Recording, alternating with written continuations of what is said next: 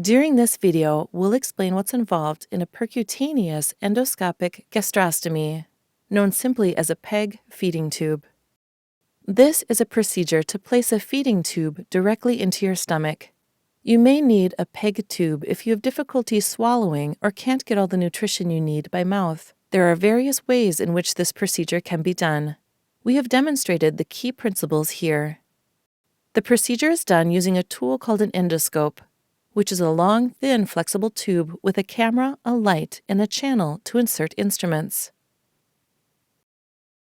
To start off, an IV is usually inserted into a vein, usually in the back of your hand. Sedation medicine is usually given through this and will travel via the bloodstream throughout your body to help you relax and feel sleepy. This is not the same as general anesthesia, but you'll feel relaxed and are unlikely to remember the procedure afterwards. You'll lie on your back or side on the couch.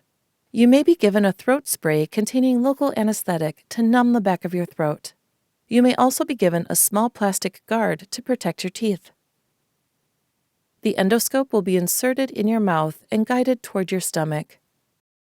Images will be displayed on a monitor for the healthcare team to view. Next, some local anesthetic will be injected and a small incision or cut will be made in the upper part of your belly.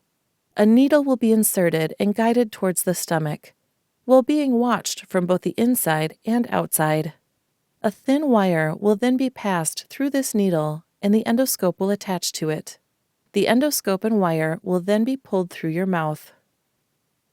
The PEG tube will be attached to the wire near your mouth and pulled back down into your stomach, where a plastic cuff or bumper will hold it in place from the inside.